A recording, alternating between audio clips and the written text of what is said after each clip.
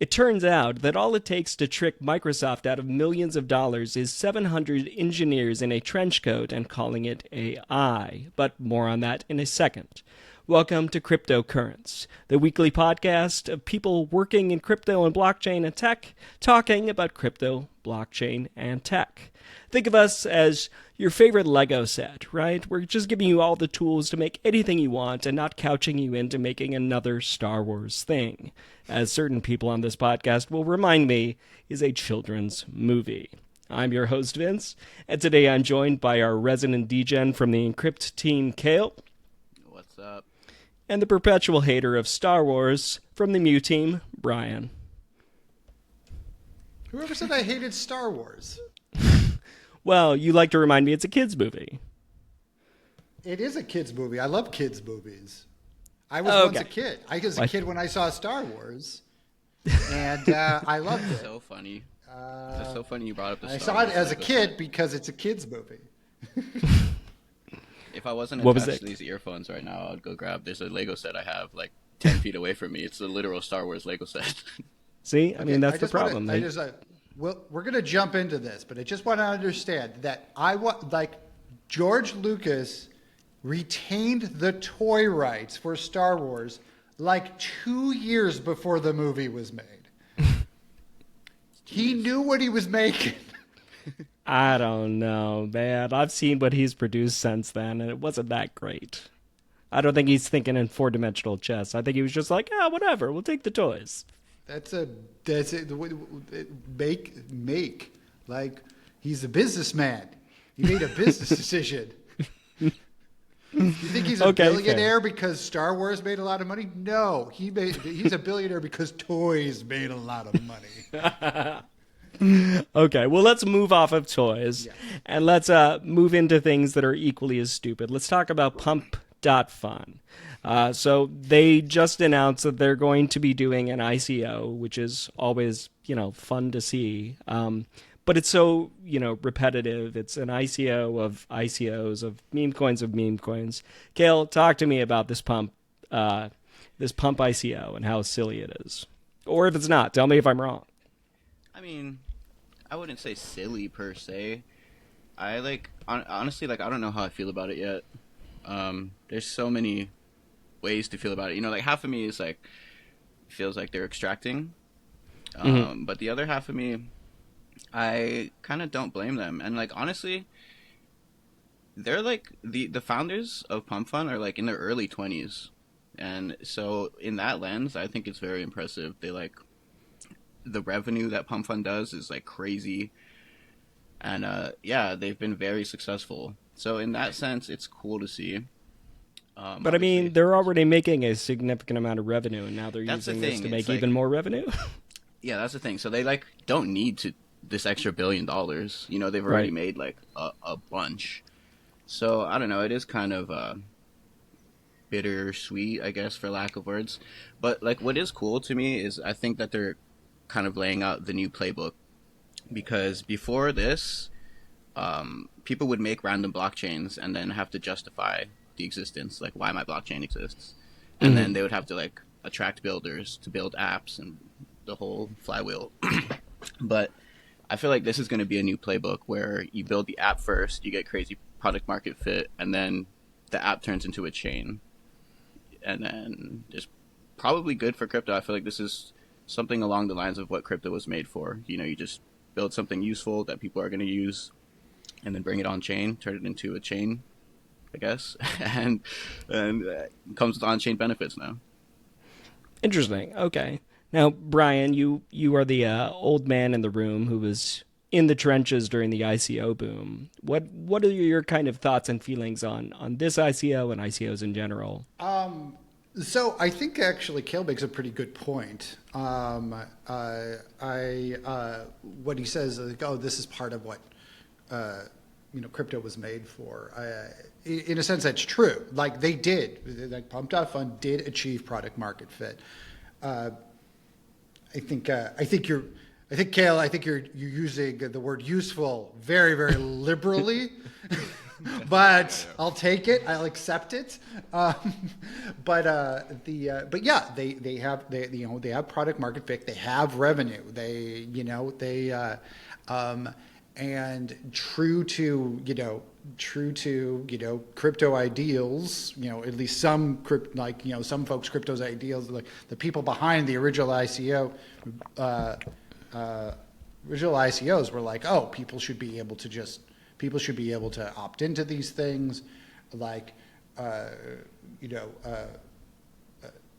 buying into early stage startups is a way that to build wealth that most people are blocked out of.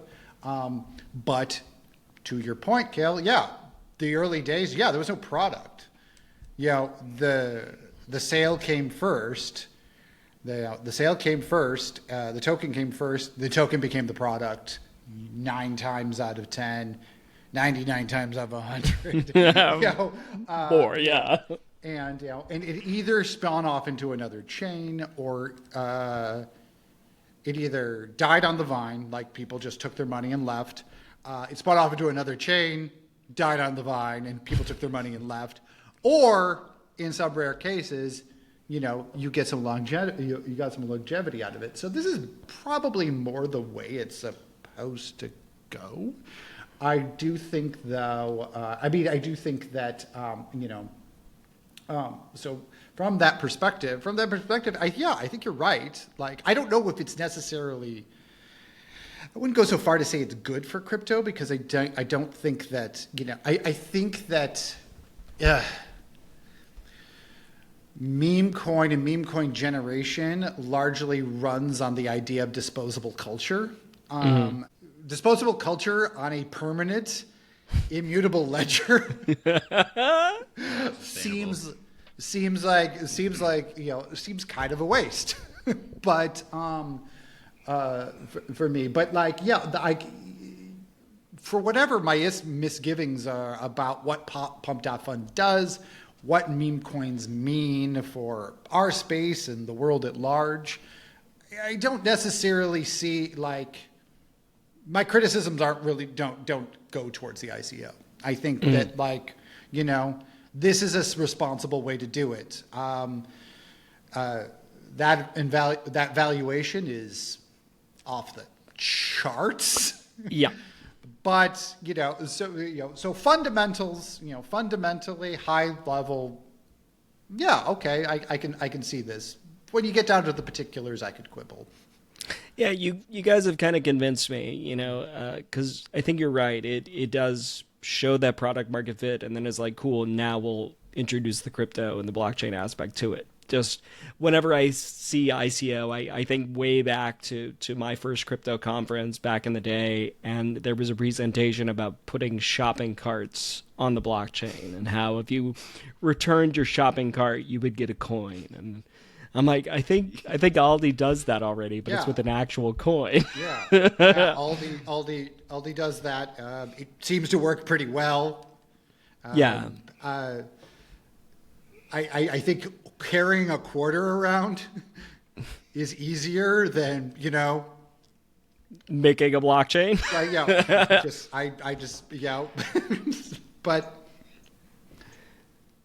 But yeah, times were wild back then, and times continue to be wild. And as we're recording this is Wednesday, June 4th, so this is an ongoing story. But starting yesterday, there was a bunch of stuff on crypto Twitter regarding the Trump official wallets, with Magic Eden coming out and claiming that they were the ones that were going to be powering the Trump official wallets.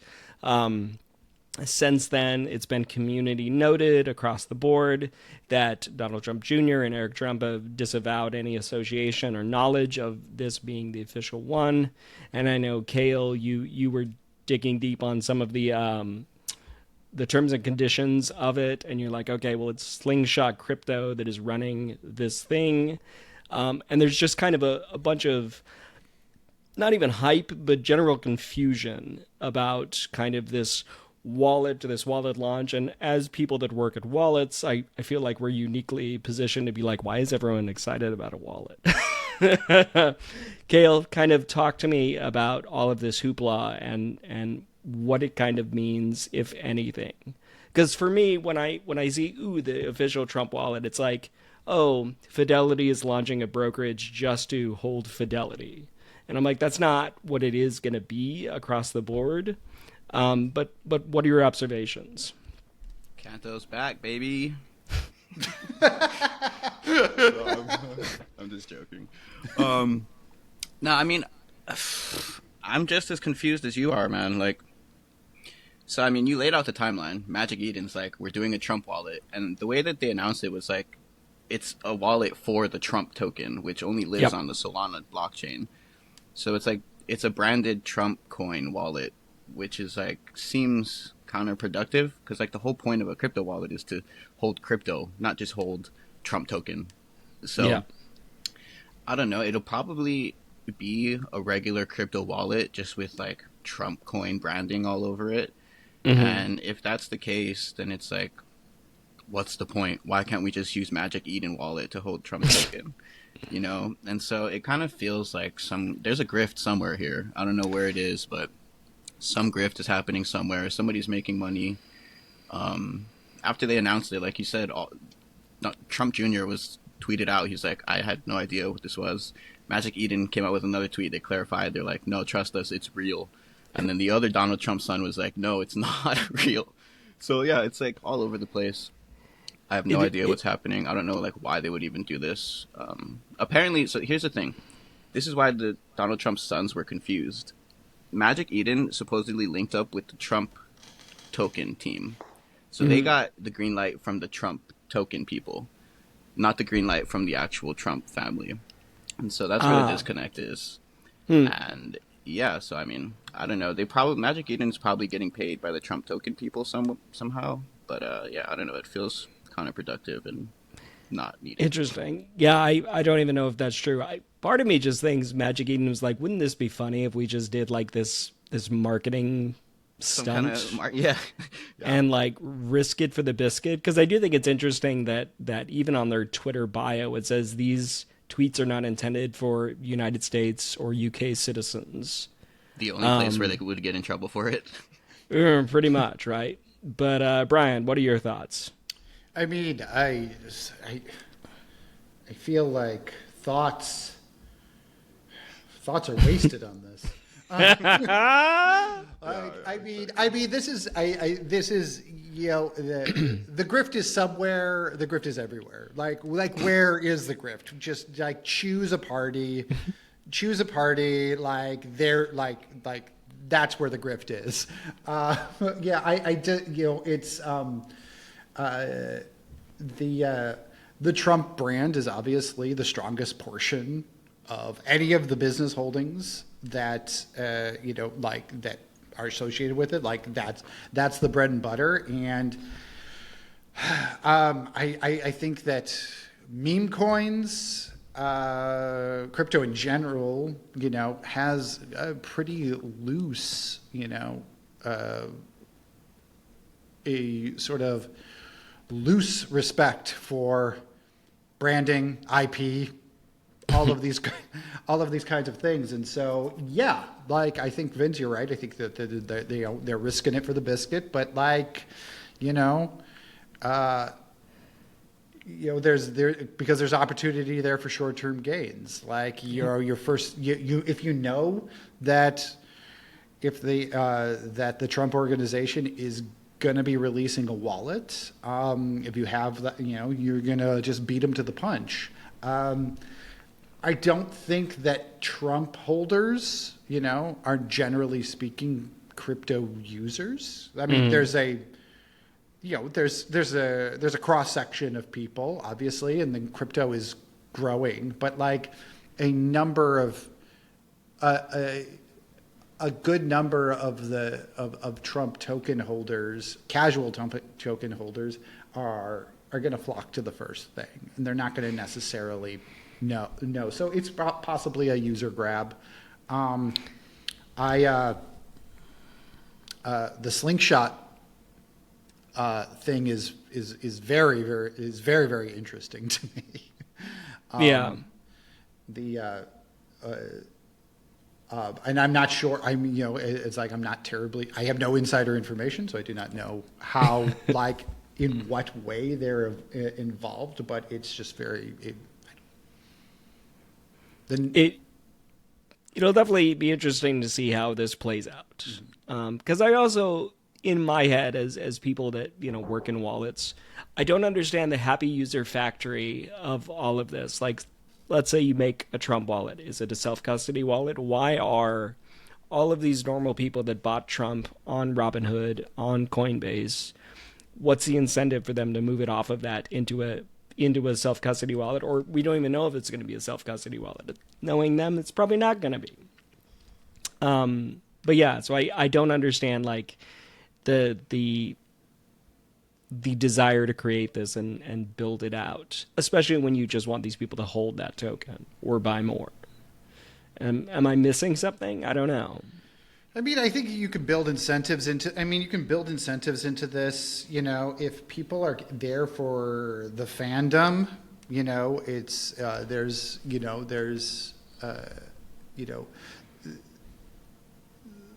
the Trump organization has done a lot to make people interested in this coin, and it's not surprising that a little cottage industry wouldn't develop around that to siphon off a little bit of that. But, Slingshot, Magic Eden, they're not nobody. True. They're not nobody in this space. To what extent they need this, that's True. what eludes me. I don't understand why they would do this in opposition. I don't understand why they would do this in opposition to, the Trump bros being like, nah, this ain't us. This us. And they're being like, yeah, it is. Yeah, that feels like a big risk. Yeah. Is kind of if this is something that they kind of just whip together as a fly by night situation. But I don't know. And to your point, though, I feel like, okay, you incentivize and build out this wallet for the Trumpers. Does that add utility to this coin? Does that then become problematic? No, because it's 2025 and crime is legal. Yeah, the only thing that makes sense to me is the point Brian brought up a few minutes ago that, like, it has to be a play that they're, like, targeting Trump fanboys. Nothing else makes sense. I mean, beyond the fact that, Twitter exploded about it. People like a good culture war. They like fights. I mean, yeah. I mean, if you could hype. I mean, the thing about this is like, I mean, it's no. Fundamentally, it's not really that different from after the Trump coin launched. You got a number of different spoof and spam tokens, aping that branding. You don't hear about that because you kind of expect it. It's sad to say, but you don't hear a lot about those things because those scams are kind of identified and abandoned relatively quickly. It's not difficult to spot them. It's not difficult to spot them after like a day or two. Some people unfortunately, lose money on it, but that's a thing that happens. It doesn't get a lot of traction in the media. We don't talk about it because it just happens so often. But this is this is just like us. This is very close to that. It's very close to just like, okay, we're going to capitalize on the hype, but to do so in an official capacity. I mean, I almost admire that level of gumption. Like, I'm just like, no, trust me. We're the Trump. You're wrong. Yeah, you're wrong. You didn't get that memo yet. No, I'm sorry. Well, I mean, it'll be interesting to see in the coming weeks, and I'm sure like more will come to light, and I think it's going to be at least fascinating to watch one way or the other. If it is official, if it's unofficial, I think there's going to be mess either way. I'm here for a good train wreck. But speaking of things that are not train wrecks, after a year, Robinhood has officially closed on its $200 million acquisition of Bitstamp.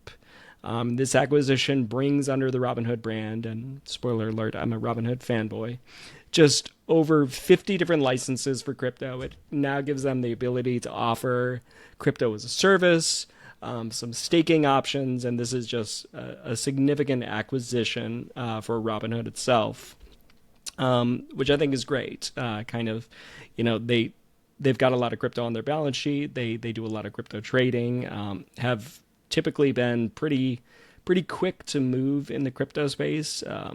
Not necessarily getting a lot of traction. Obviously, their self-custody wallet, hasn't seen as much traction as I'm sure they hoped it would. But I think this is really kind of cool as we see, I guess Robinhood technically now is a big brand in the fintech space, continuing to double down on crypto and continuing to expand into new markets. But Brian, talk to me about your thoughts and feelings on this. I think this is for Robinhood, obviously, this is not the first of many. It's, I think, the second this month or something like that. Yeah, they bought, I think, WonderFi. And they really are like focusing on global markets, which I think is interesting.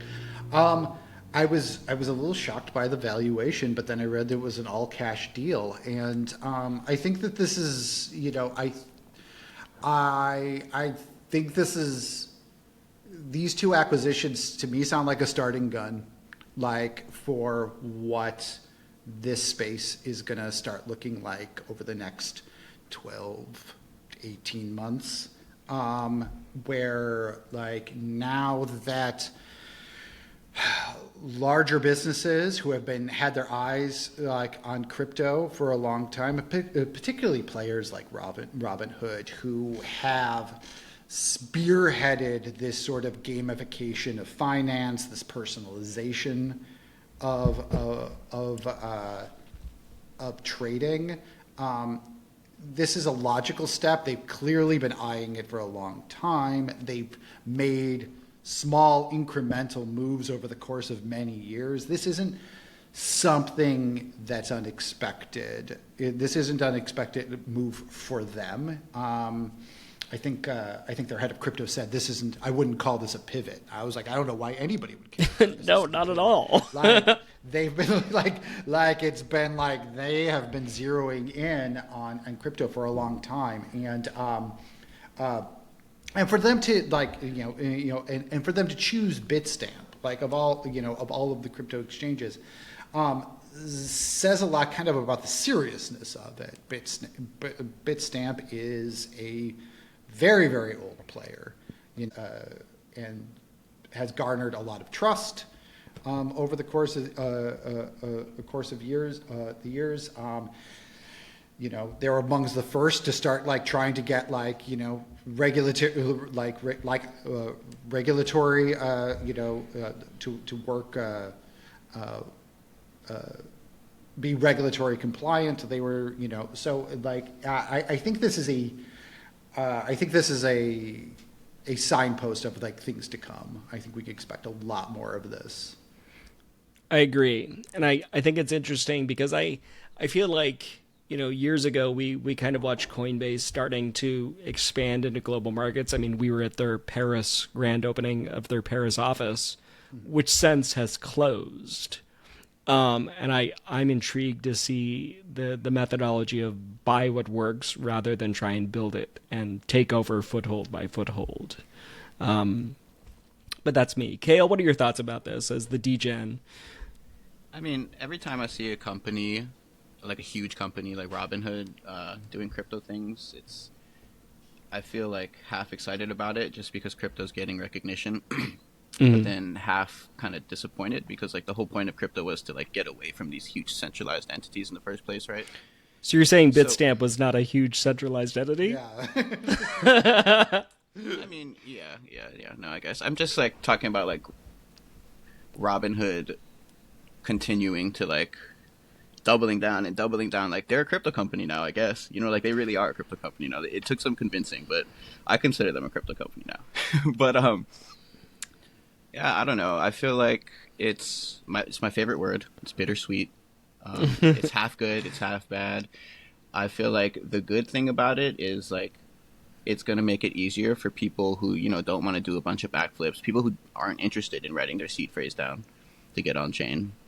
But ultimately, it's like, if Robinhood introduces these concepts, or like just crypto, to like 1 billion people, maybe half of them will actually take the time to, you know, then they're going to make their own self-custodial wallet and then get on chain and blah, blah, blah, and start the whole process. So I don't know. It's like more centralized people coming in, but also it's more exposure. So kind of cool.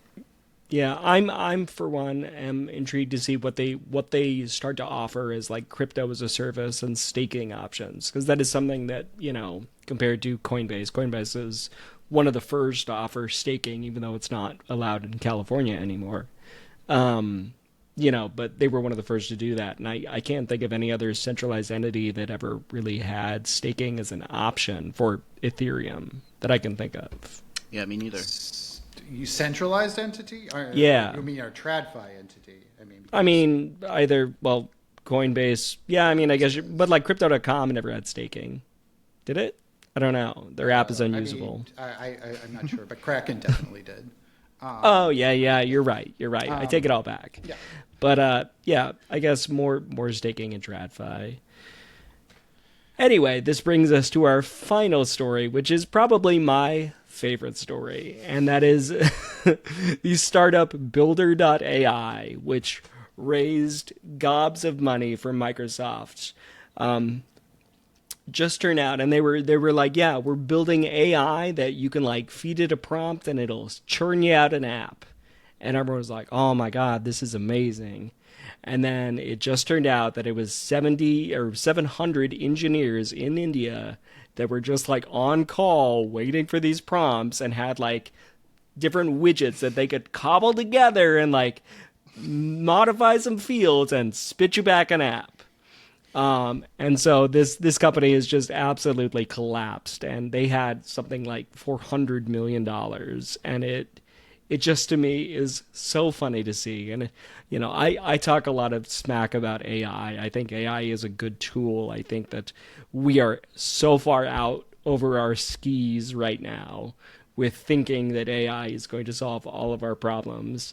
And this is just kind of indicative of someone being like, yeah, fake it till you make it. Like, you know, MVP it and just run with it. And then they got caught. And it's just so funny to me in many different ways. But gentlemen, what are your thoughts about this? Am I just taking glee in these people's suffering? I mean, I think it's hilarious to see, honestly. First of all, the CEO of Builder.ai, he gave himself the title. He didn't call himself he didn't walk around in public saying I'm the CEO. He would tell people I'm the chief wizard. So that's first things I didn't even see that. Yeah, dude. That's first things first. And so it's like, of course, the CEO walking around calling himself the chief wizard. It's like, of course, that company is going to fall. Like, who is this guy? It's just insane to me. I don't know what his plan was. Like, of course you were going to get caught. You know, it's like, this grift could only last so long. So I don't know what his plan was. I guess probably just literally just to come in here and make a bunch of money and dip out. Yeah. But how long does it need to last? True. I don't think it's a huge setback for AI though. I think overall, you know, AI is unstoppable. This is going to be like a funny footnote. I don't think it's a setback for AI at all, but I think it's just like one of those cautionary tales about about buzzwords. Like, it happens in every cycle, every new narrative that comes out in tech. Like, there's somebody. It's just funny that this time it was Microsoft. Like, you know. And that's what's crazy is, like, you have to think their due diligence is so intense. And it was hundreds for that of big of a millions check dollars size. invested. Yeah. You know,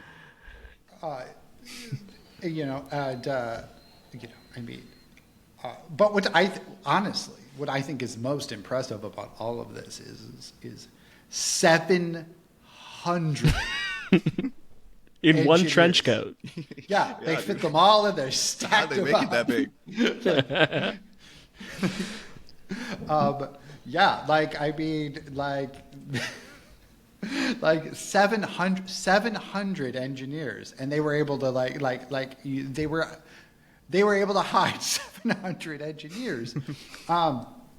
You know, I mean, I understand this is this is India, but like still, like I was like 700 engineers for 450 million. That's a bargain. Like, oh, No, the whole thing is just like the whole thing is amazing, but it reminds me of the early days of blockchain, where you had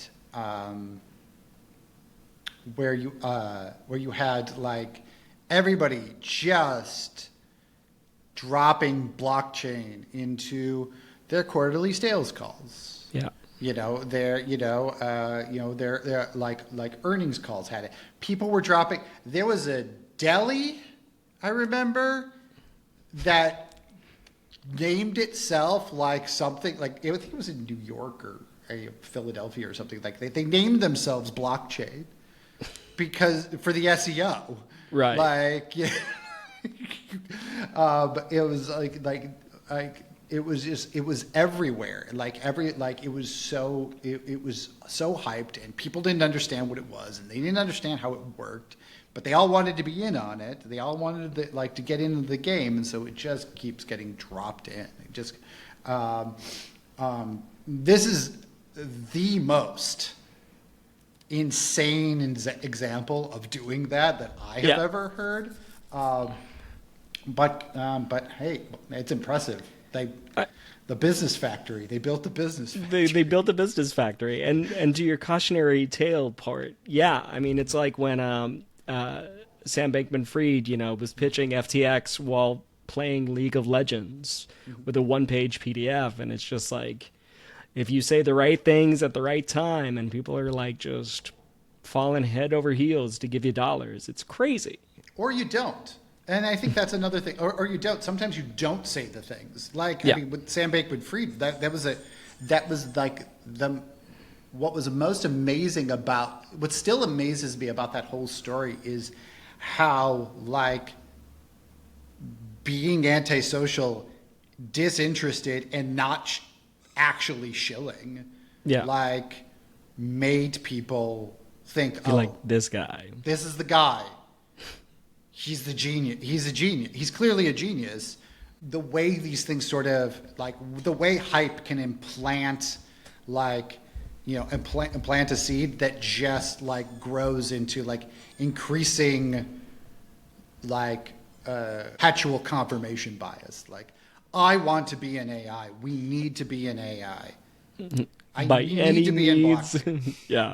Yeah. And so, you consistently, it's not as if the signs aren't there, though I don't know in this case. I don't know how they hid 700 engineers, but Just waiting for a prompt to come in and then just triage. You five deal with this, you five this, crank it out. Go, go, go. Like, they had to have slept there or something. I mean, it's absolute insanity. Yeah, it's incredible. It makes me laugh so hard.